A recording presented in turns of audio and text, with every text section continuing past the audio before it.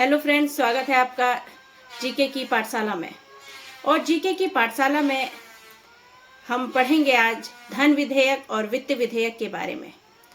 तो दोस्तों, टाइम की वैल्यू पैसे से ज़्यादा होती है, क्योंकि पैसा चला गया तो हम दोबारा कार्य करके फिर से उसे कमा सकते हैं, लेकिन हमारा एक बार टाइम चला गया तो हम उसे दोबारा नहीं ला सकते, क्योंकि जैसे हम टालते जाते हैं अपने काम को, आज नहीं कल कर लेंगे, आज नहीं कल कर लेंगे, तो कल का टाइम हमारा वापस नहीं आएगा।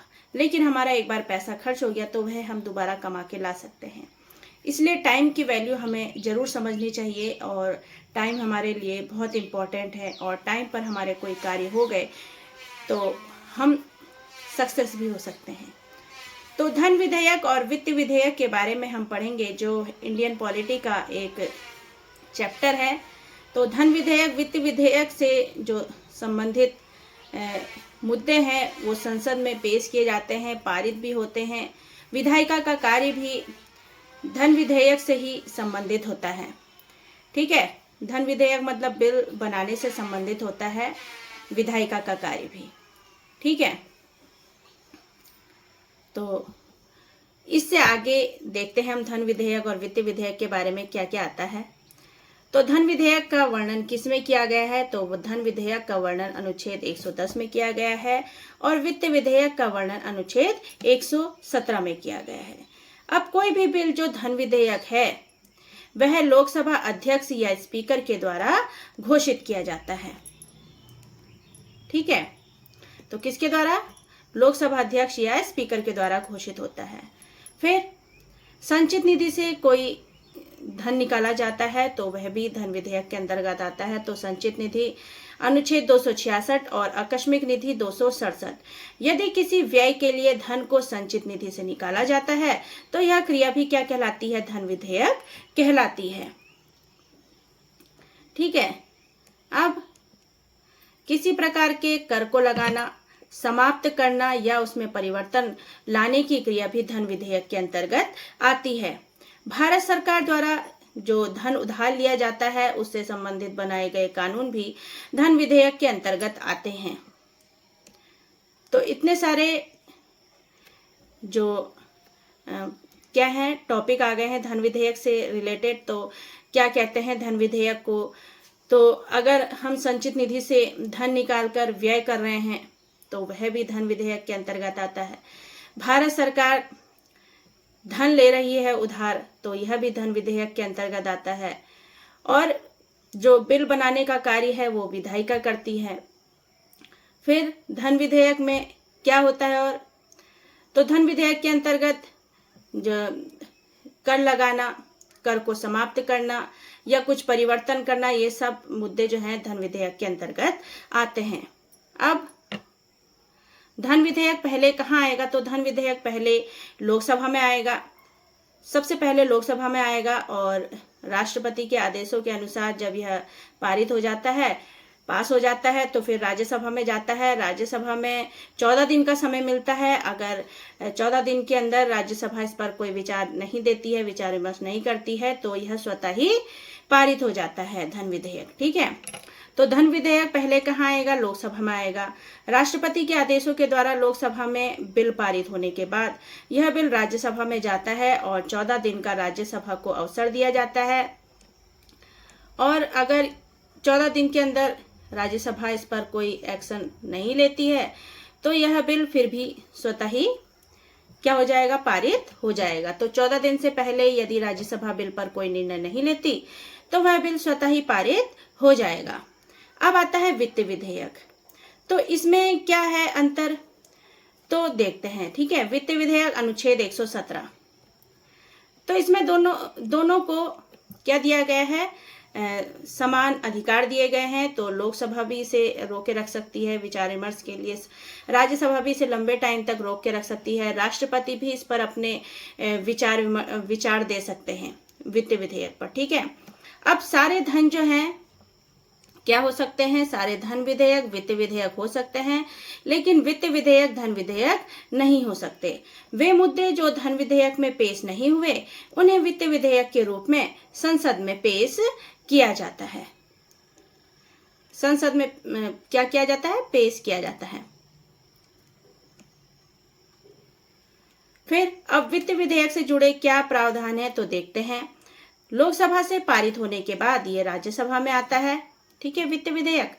फिर धन विधेयक को तो राज्यसभा में पारित होने के लिए 14 दिन का समय मिलता है और 14 दिन के बाद स्वतः ही पारित हो जाता है, लेकिन वित्त विधेयक में ऐसा नहीं है। तो धन विधेयक को पारित होने के लिए राज्यसभा में 14 दिन का समय मिलता है, लेकिन वित्त विधेयक को लंबे समय तक राज्यसभा में रोका जा सकता है और राष्ट्रपति भी वित्त विधेयक पर अपने विचार दे सकते हैं, ठीक है। फिर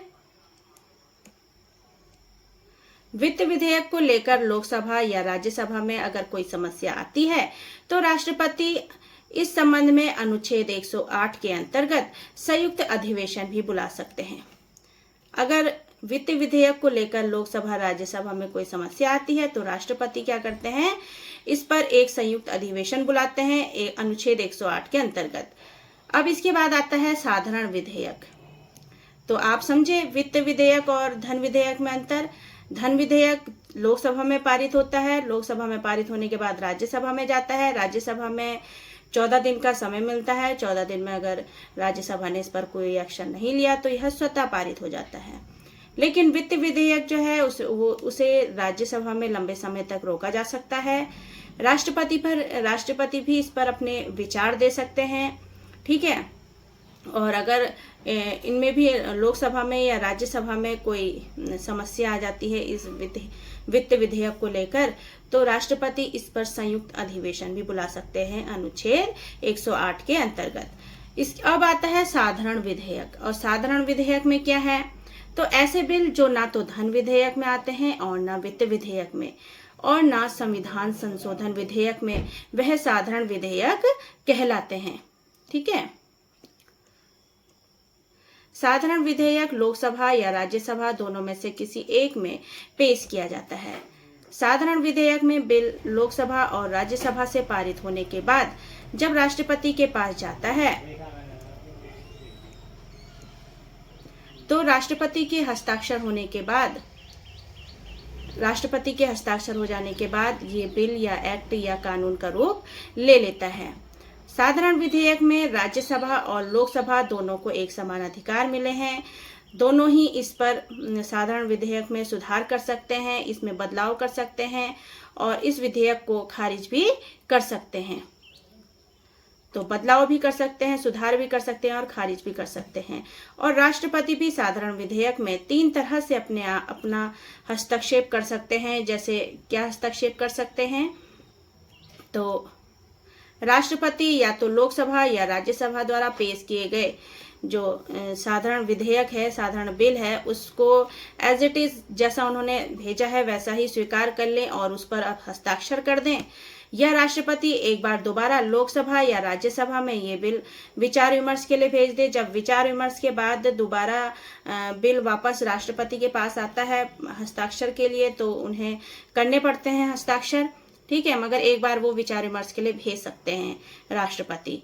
तीसरा, राष्ट्रपति इस बिल को पॉकेट वीटो 111 के तहत अपने पास सुरक्षित भी रख सकते हैं। तो ये 3 अधिकार भी इन्हें मिले हैं। तो साधारण विधेयक में और वित्त विधेयक में भी दोनों को समान अधिकार मिले हुए हैं, लोकसभा राज्यसभा में, ठीक है। अब इसके बाद आता है संविधान संशोधन विधेयक अनुच्छेद 368। संविधान संशोधन विधेयक संविधान में बदलाव लाने संबंधी कोई बिल संसद में पेश किया जाता है। संविधान में कुछ बदलाव लाना है तो उससे संबंधी कोई बिल संसद में पेश किया जाता है तो उसे संविधान संशोधन विधेयक कहा जाता है, ठीक है।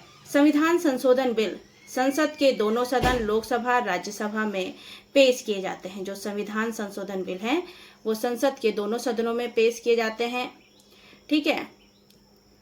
अब संशोधन बिल को पास करने के लिए दो तरह की शर्तें होती हैं, या तो ये विशेष बहुमत से पास हो या तो विशेष बहुमत और राज्य के द्वारा पास हो। विशेष बहुमत से कौन से मुद्दे पास होंगे, जैसे राज्य के क्षेत्र में, ठीक है, राज्य के क्षेत्र में बदलाव या राज्य के गठन से संबंधित मुद्दे हैं तो वे विशेष बहुमत के अंतर्गत आते हैं। इसमें लोकसभा या राज्यसभा में 2/3 सदस्यों के द्वारा ये बिल जो है पास किया जाता है, ठीक है। और जो विशेष बहुमत प्लस राज्य है उसके अंतर्गत जो आते हैं मुद्दे वो संघात्मक मुद्दे होते हैं, ठीक है। और वह एक संविधान संशोधन जब विधेयक बनने के लिए आया है, ठीक है, तो वह संसद में आने के बाद लोकसभा और राज्यसभा में 2/3 बहुमत से पास होगा। फिर राज्य में भी आधे राज्यों के द्वारा जब है बहुमत से पारित हो जाएगा, आधे राज्यों में भी, तब उसको क्या किया जाएगा, एक कानून बनाया जाएगा। तो संसद में आने के बाद लोकसभा और राज्यसभा में भी 2/3 बहुमत से पारित होगा और राज्यों के पास जाएगा। और यदि 15 से अधिक राज्यों में बिल को पास कर दिया तो वह बिल पारित हो जाएगा। जीएसटी जैसा बिल जो है एक संघात्मक क्या है, मुद्दे से जुड़ा हुआ है, तो इसमें राष्ट्रपति क्या नहीं कर सकते, तो विशेष बहुमत प्लस राज्य वाले मुद्दों में राष्ट्रपति अपना हस्तक्षेप नहीं कर सकते। फिर संविधान संशोधन विधेयक में बिल लोकसभा और राज्यसभा में अलग अलग रूप से पास होना चाहिए। जो संशोधन विधेयक हैं तो इसमें लोकसभा राज्यसभा में दोनों में अलग अलग रूप से पास होना चाहिए। और इसमें संयुक्त अधिवेशन की व्यवस्था नहीं है 108 के अंतर्गत जो थी, ना ही राष्ट्रपति के पहले हस्ताक्षर की अवस्था है कि राष्ट्रपति हस्ताक्षर कर दें, उसकी आवश्यकता भी नहीं है इसमें। फिर इसमें राष्ट्रपति क्या नहीं कर सकते, अपनी वीटो पावर का प्रयोग नहीं कर सकते। तो क्या है संशोधन विधेयक में के अंतर्गत, तो इसके अंतर्गत जो संसद के दोनों सदनों में लोकसभा और राज्यसभा में जब मुद्दा जाता है, कोई बिल पास होने के लिए जाता है, तो 2/3 सदस्यों के बहुमत से ये पास होता है अलग अलग, ठीक है, लोकसभा में भी और राज्यसभा में भी, तो वो विशेष बहुमत होगा। और विशेष बहुमत प्लस राज्य में इसमें 2/3 सदस्यों के द्वारा लोकसभा और राज्यसभा में भी पारित होना चाहिए, प्लस राज्य के आधे से ज्यादा राज्यों में भी यह बहुमत इसे मिलना चाहिए बिल को, तभी यह एक कानून का रूप लेगा, ठीक है दोस्तों। तो यह है संविधान संशोधन विधेयक। तो दोस्तों ये थी हमारी आज की क्लास धन विधेयक और वित्त विधेयक से रिलेटेड। अगर पसंद आई होगी तो प्लीज लाइक शेयर सब्सक्राइब जरूर कीजिएगा और मिलते हैं आपसे अपनी अगली क्लास में। तब तक के लिए अपना ध्यान रखें, स्वस्थ रहें, खुश रहें। Thank you.